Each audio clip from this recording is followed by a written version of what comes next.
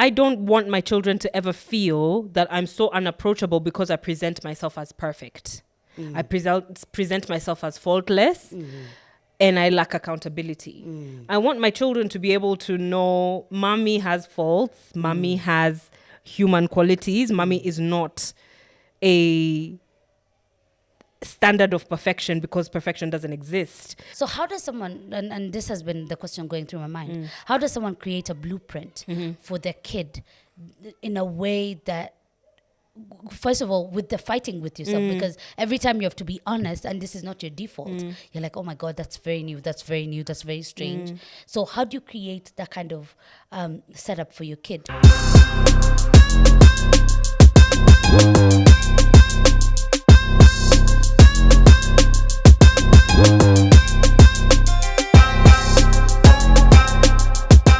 Hello, welcome back. My name is Bildina Kasema, and welcome to the Ages and Stages podcast, KE.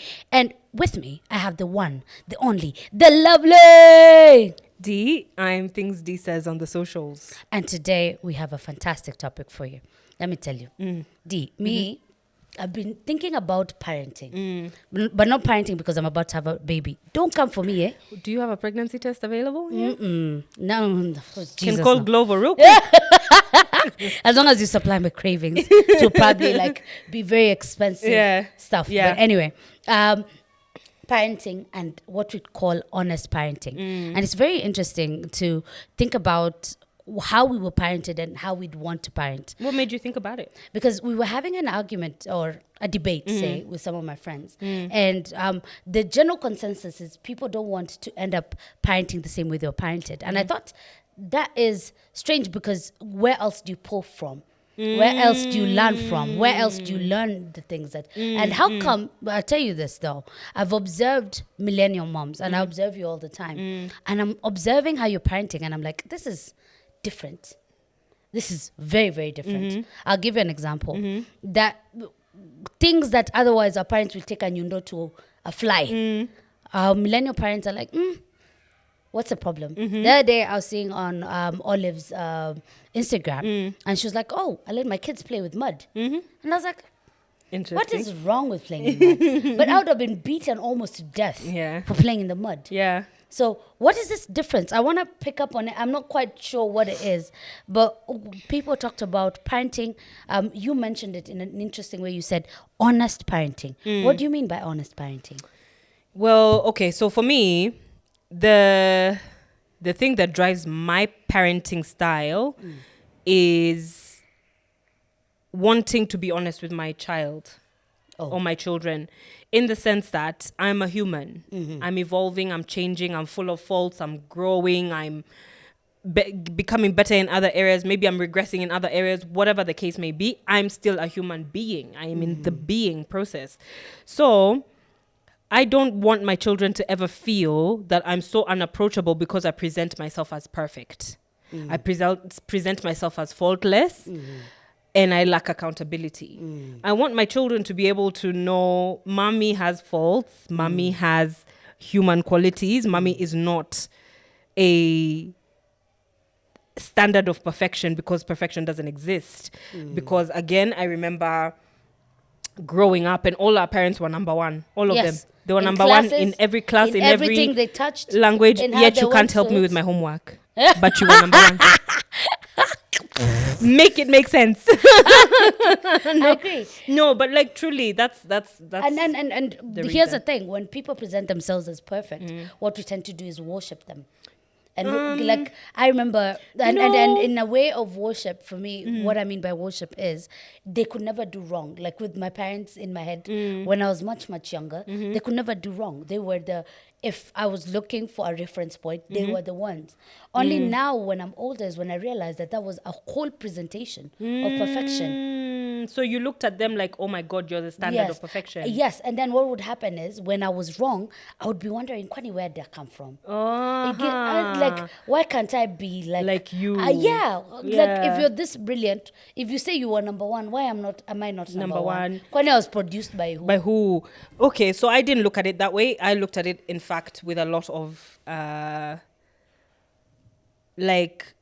I looked at it like with one, because I was just like, but I know you're not perfect. You make mistakes all the time. I hear you lie to your friends on the phone all the time. So how can you always preach? look at it with suspicion? Yeah. So for me, it bred a rebellion, because I was like, how can you tell me not to lie when you lie? All through. So I'd rather you tell me, I made a mistake.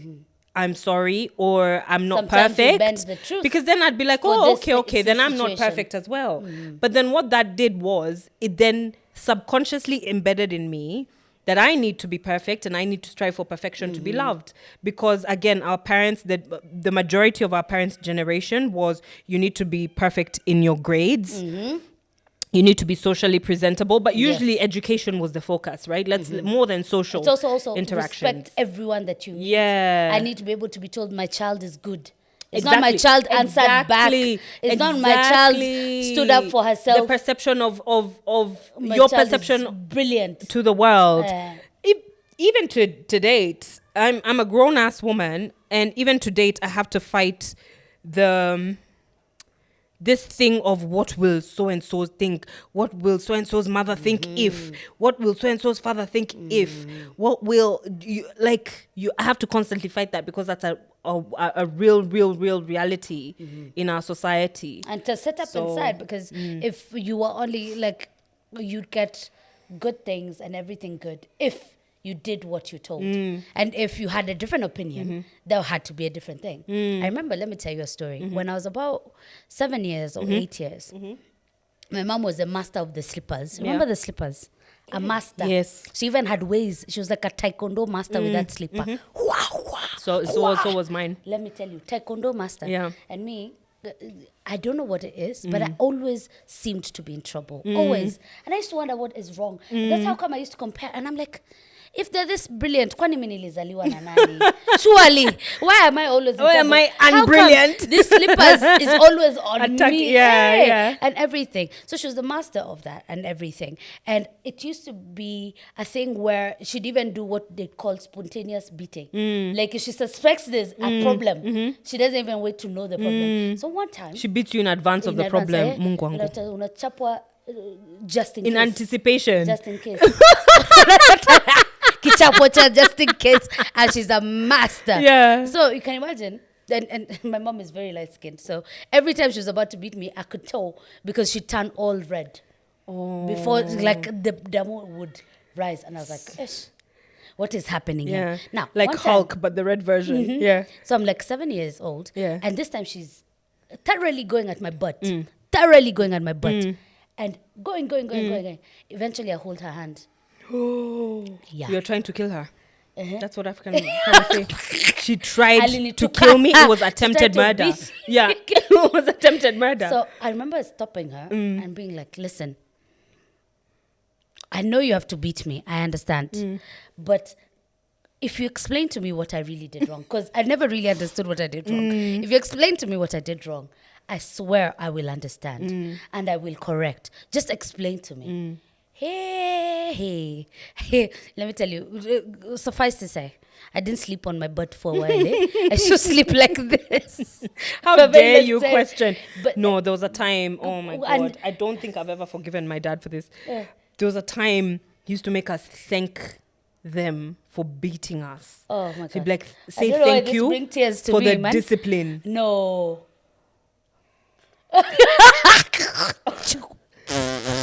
Sorry to laugh about it. You're like, what? And I'm not. Through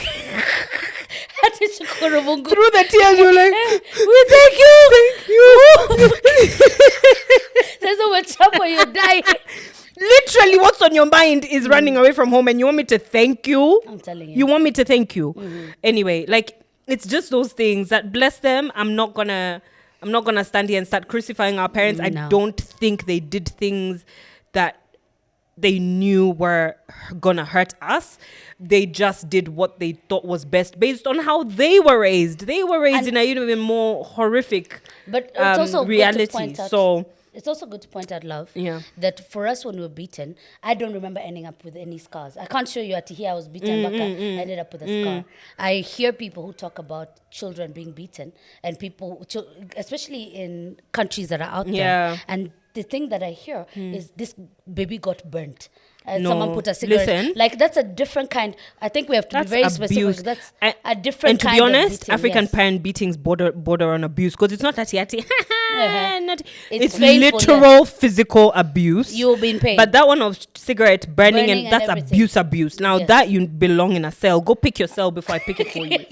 Now, Go- I think there's a very thin line, but then I can't show you a scar of ever being beaten. I can't tell you ati hapa nilichapwa hivi and everything. And I think in as much as it was very painful, I do not take away from the pain, and I do not take away from the fact that some people must have crossed boundaries. Mine did not go as far as I saw others go in terms of this God, kind we of had beating. neighbors who their dad would take the clothing line, the one made from like, know why I'm is it mortified. copper or like, Oh, Jesus and then it had a plastic coating.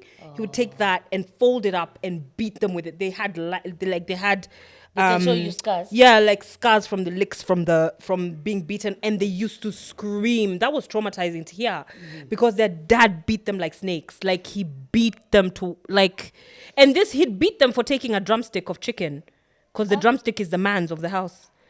Like, those are the things I'm just like, please. Like extreme reactions. My only challenge with all this is that sometimes there was extreme reactions. You're to beating me things for that a I don't drumstick, understand. as Like, if chickens are out of stock. No. and we could have made maybe 7 or 8. Come on. Like, Like things like those I didn't understand. And now looking back is what informs my parenting. There's just no way I want to be. Yeah, there's just no way. I don't want to be a liar of a parent. I don't want to tell Shaddai I was always number one. I don't want to make him feel like I'm perfect. I don't want to make him feel like there's no room for him to make mistakes, because that's what that does. It makes you hide your authenticity true from your nature. parents, because I can't be my authentic, true, faulty self in front of somebody who's perfect. So what does that mean? I will lie to you. You'll never know who I am. A lot of and I'll try to meet your standards. yeah, I these have this days. conversation a lot with friends where we're just like, do your parents really know you? And the answer is, for most of us, no. They don't, because there's a side of you they know, the side that, you're like, let me be compliant so I can get this. Let me just keep the peace and do this. But do they truly, truly, truly, truly know us? They Not really. don't, because the amount of things we've had to hide to maintain this perception of the perfect child is a lot, which therefore means my friends know me better than you do, and you're my Sure. parent. And so I want my son to be able to come to me with something he's really messed up, and know, as much as I will help guide him to the right path or whatever, and so will his dad, I still want him to know, at your worst, I accept you. At whatever mistake you've made, you can still come to me with it. You're still acceptable to me, because I will also try to be as honest with my mistakes as possible. I think how we've been showing up in terms of in front of our parents, if you don't notice it, you begin to show up in front of people the same. Yeah, the perfection thing, the fact that you can't really be in your own skin. Yeah, like I said, Always people really please in suspicious. recovery. Yes. In recovery, because to be accepted, to earn the love from the people I craved it the most from, I had to present a version of myself that wasn't authentic 100% of the time. It was never really true. And now I like the way you've asked, do my parents really know me? And I know now when we've been able to converse, because now we're able to talk about things very bluntly, now is when they discover, now we can become friends, because now they know who I am and how, and there's freedom to just be. But even then, sometimes I find myself trying to fit into what they really need and what they really want to see, because I sometimes it's just too much hard work to have to explain to them that I don't like something. Like, I'll tell you something.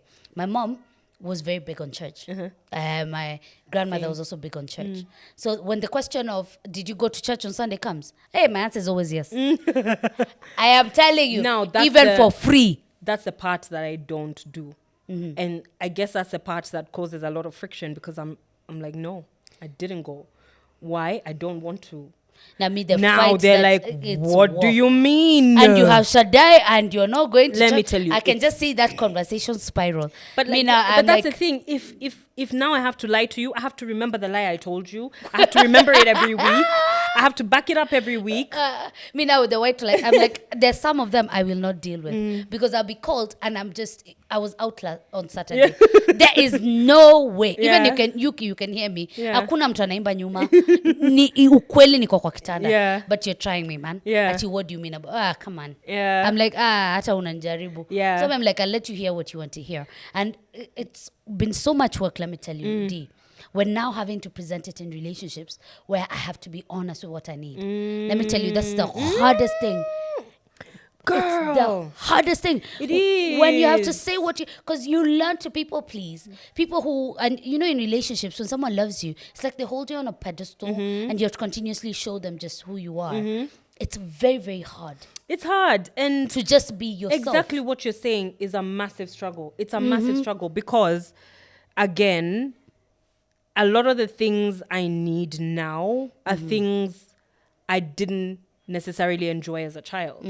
So I find myself struggling to say, I need for you to show up for me in this and this way. Yes. Because I've never, what's the blueprint for that conversation No. other than a therapist's office? I know. There's no blueprint for that conversation. And so I found myself a lot of the time shying away from that conversation because I'm like, especially in previous relations where I'm just like, Should I'm I not tell talking him? because I don't want to look like needy. weakness? I don't want to, Yes. I don't want to look Will I be needy. naggy? I don't want to look naggy. I don't want to look like, I'm so sensitive. Whereas in reality, I am. And Yes, you I are. do need this thing. If I need a hug right now, I need a hug right now. If I need to cry right now, I need to cry right now. But what we've been socialized to do is hide those feelings. And then maybe one or two of your best friends are the ones who really, really know you. And then everybody else gets a masked version of you. Yes. And it's something we practiced. And We that's why I become was telling you that time. perfection. Remember I told you Yes. your the relationship where you're like, this is my person for life.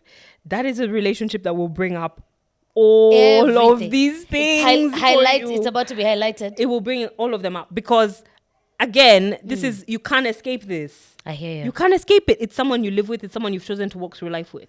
So how will you escape your triggers? How will you escape your needs? How will you escape your desires? How will you escape having those conversations? You can't. I know. Yeah. So how does someone, and this has been the question going through my mind, how does someone create a blueprint for their kid in a way that, first of all, with the fighting with yourself, because every time you have to be honest and this is not your default, you're like, oh my God, that's very new, that's very new, that's very strange. So how do you create that kind of setup for your kid? You know, how do you not fight yourself or want to be perfect?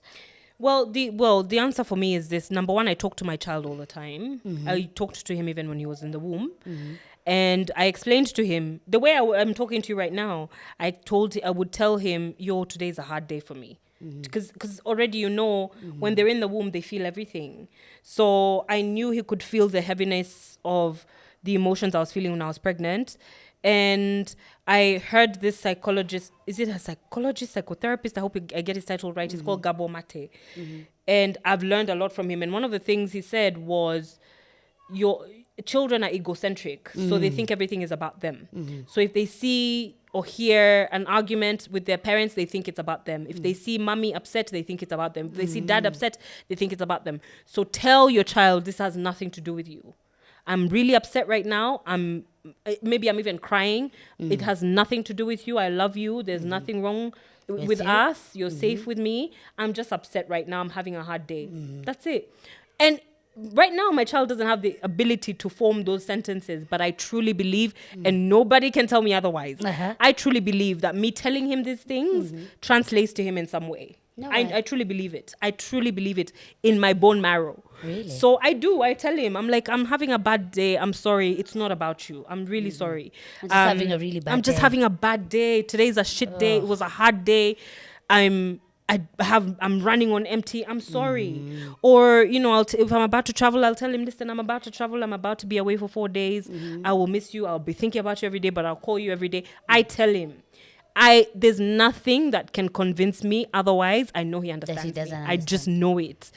I don't know how to explain it, but on a cellular level, I just know he knows understands. it. He understands it on some level, whatever level And he gets it as a child.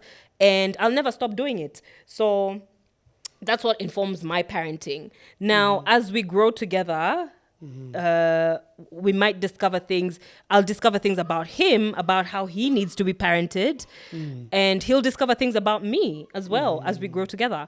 And as he develops language of his own, he'll be able to express himself as well. I want him to be able to express himself when he's upset. I want him to be able to realize he's sad or upset or angry or hurt and get over that emotion on his own. Be able to come to someone and say, I'm really upset or I'm really hurt. Maybe this is what I need. This is what I would love. This is what would make me feel better. I want him to do that. And for me, what has helped me do that is therapy, conversations with close friends. Those are the things that have given me the tools to be able to do that. So that because I'm intentional about wanting to give that to my child and any other future children I have. Yes.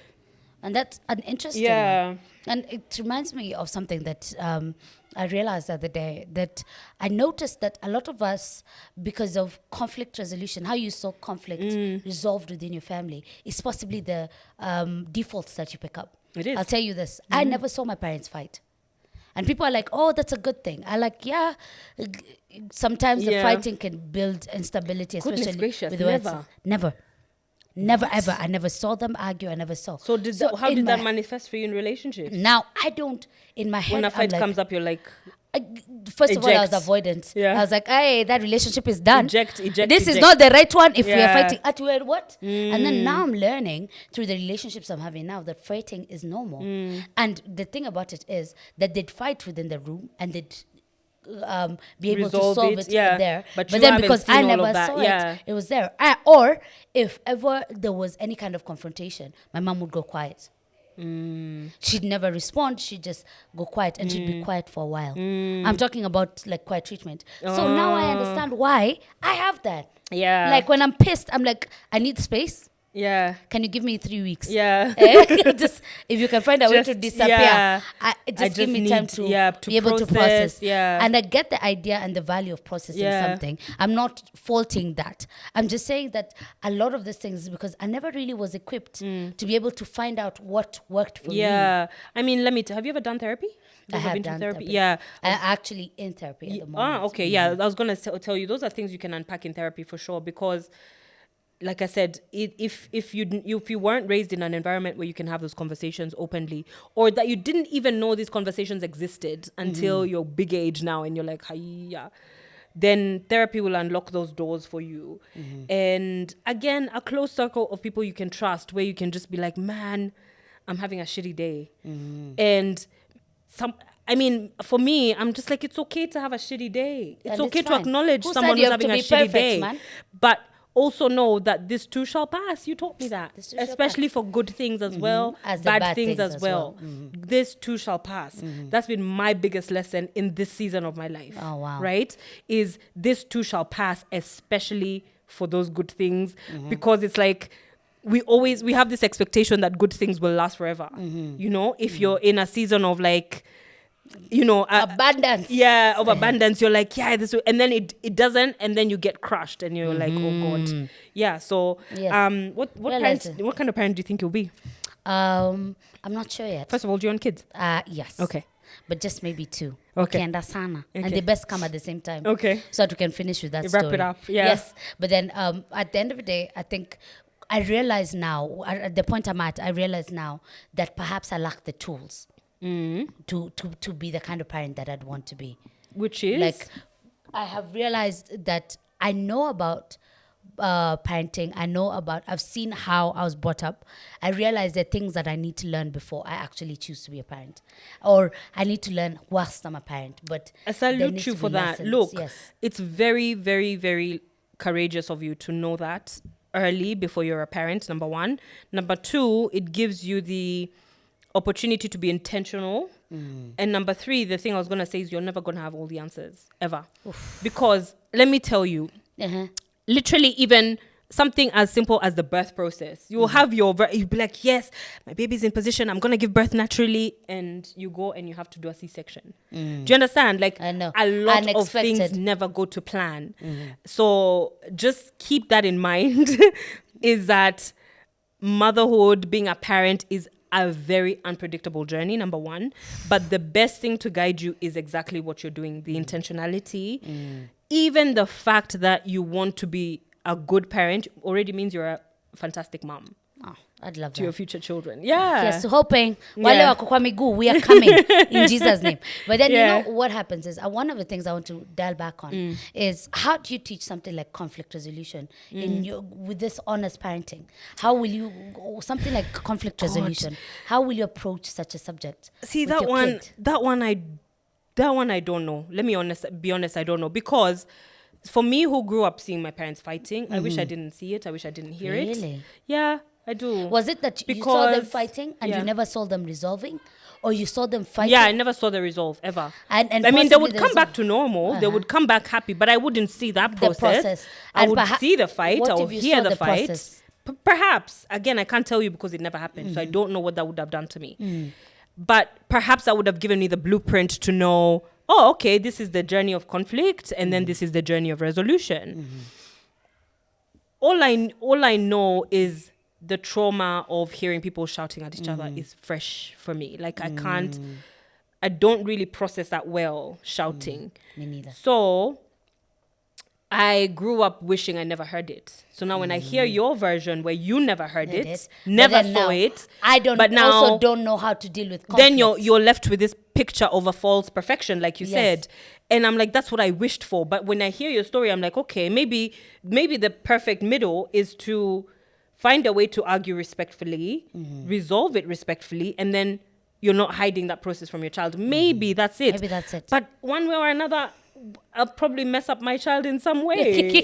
and I probably show up. Yeah. And even when you're thinking some things will be perfect, it doesn't really turn out that way. People, the things you begin to realize, you're like, okay, that doesn't make sense. I don't know why this is the way it is. And that has been my conversation. That for me, there was so much modeling of perfection that sometimes I'm afraid to find that, like, I'm not sure of the true thing that lies behind the everything. authentic, yeah. The authentic thing. and Now I everything. saw too much of authenticity. I saw too much authentic emotion. But then it's also, we're not saying that people should fight in public in Yeah. front of children, because it also can create a sense of instability. Yeah. You're always afraid, will they leave each other? You're If always they stick with afraid, each other, and you're always thinking, like I said, kids are egocentric. If I go back and to that when I was a kid, hearing my parents fight, I always thought, oh my God, it's us.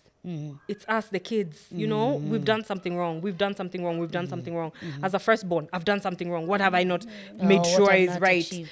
So and this person will do something wrong and it will disrupt everything. I know. So I don't know what the happy middle is. I guess I'm still learning, and I will continue to learn.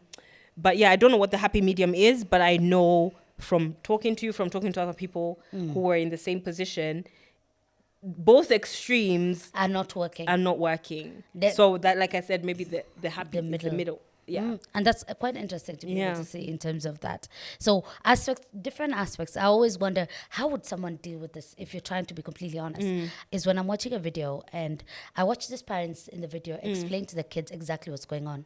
There was always the thing as well where people could be going through stuff. Like I remember a time where my parents did not have much, not enough to even to hold on to the house, or and we'd be shipped over to one of my cousins' houses, and we used to love it being shipped off. But then there was never really an explanation. It's just there was always You find yourself- random breaks. We're meant to be in school, and there's random breaks. We're in someone else's Yeah. house and everything. And then I watch a parent explain this to a kid on a video, Yeah. like the other day, and explain what's going on and what's happened. And the kid will say, "Will everything be okay?" It's easy for a parent to say everything will be okay, but then this parent says, "I don't know." I don't know. And that has to be the craziest answer that I've ever And had. my model for parenting comes from my sis, from another miss back in Australia, the mother to one of my godchildren. I watched how real she was with my goddaughter. She literally spoke to her like she was an adult from the day she was born. And I was like, are you mad? Why aren't you talking to her like she's a kid? And up to I don't even know if she even knows the bigger answer, because I was just like, where did you get this? It's your first time being a mom. How did you know To just this? say. Because I've never seen that before. You know, it's not like a common thing. I'd never seen it before. And I just remember being in awe of it because I saw my goddaughter from birth up until age 5. When did I leave Australia? When she was 5. And so I saw the what that did for her. And I was like, my goodness gracious, this has made a massive difference because my goddaughter speaks. And Her says what mind, she's thinking, yes. she says exactly what she's feeling. She says exactly what she's thinking. She's And it's not completely pretense. authentic. She's completely authentic with her feelings. She can tell you when she's upset. She can articulate herself. And I was like, this is from your mom. Your mom taught you this from the day she had you. And I remember that being imprinted in my head. And I was like, the minute I know I'm going to be a mom, I will talk to my child as if he can understand me from day one. And it's going to be honest. And that's what I've done. And it makes sense to me because I'm like, what's the point of me keeping quiet? You can feel the energy. You know, if I'm upset with you and I don't say a word, you'll feel it, right? Yes. Exactly. And kids pick up on energy kids so are also fast. absorbent. They're sponges. And so if I'm upset and I say nothing, of course the kid will know I'm upset. Like, He'll know. you'd always know. Me, I'd always know when my parents were fighting because both of them would Energy be in the quiet. room I'm will like, what is wrong change. here? Yeah. And But what you don't know happens? why. So that's the reasoning for me behind talking to him like that, behind explaining everything to him. I literally, for me, he understands everything. Everything. It's just the fact that he doesn't speak English the way I speak, but he Yes. speaks in his own way. But for me, he understands everything. And so I explain to him as if he understands everything. I agree. I actually agree with that. I'd love to see the different aspects, and you guys can comment for us and tell us the different things you're doing towards parenting and how you're doing it differently Yeah. or the same. And I'll rewatch this video in 10 years and tell you if there's, Something like, different. Yeah. To be able to see. But Yeah. I'd love to see what it looks like and everything. And I'm realizing right now, millennials are bringing up children very differently Yeah, from we different are. places. Yeah. The only other thing, though, that I was discussing today with someone, some psychologists, they were talking about the fact that apparently, in as much as we're bringing up very brilliant children who can Yeah. express themselves, there's something that they're lacking in terms of internal structure, internal strength. And we're seeing more and more cases of depression and being unable to process feelings sometimes in terms of someone breaks up with you, how to process and not need to be out for 2 weeks or 3 weeks and everything, and you can still work and function. And ideally is how to build that as well within somebody, in as much as we are looking towards giving them the best, how to build the inner strength that they know they can recover, the resilience to keep coming back, like how to establish that in children. Because for us, a lot of it I think was established through hardship. It was established through the beatings, through however much you had to do to complete your degree. But truly, I don't think anything was Let me tell you. established through those beatings because what will you do? You will lie to hide the thing that you should be beaten about. You lie.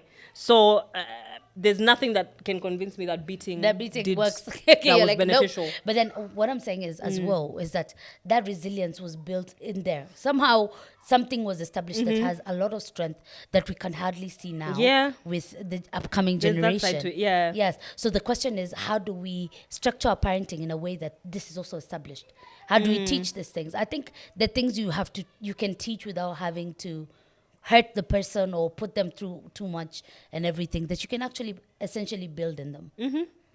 I think so too. I agree. Anyway, that has been the Ages and Stages podcast. This is Bildina Kasema, and I'm here with Things D says on the social. and you can find us on all podcast platforms. You can also find us on YouTube. Follow us on Instagram. Please like our video on YouTube. Come on, give us a thumbs up. If you give us a thumbs up, what that means is that it can be shared very, very easily, and it creates a chance for everyone else to be able to see it as well. Please tell us as well what your parenting style is. Are you still using your parents' parenting style? We're not criticizing, we're just talking about what we want to be able to do. Or are you thinking that you might want to change that, and what are you doing to be able to do that? It's been us. Thank you very much, and see you next week. Bye-bye.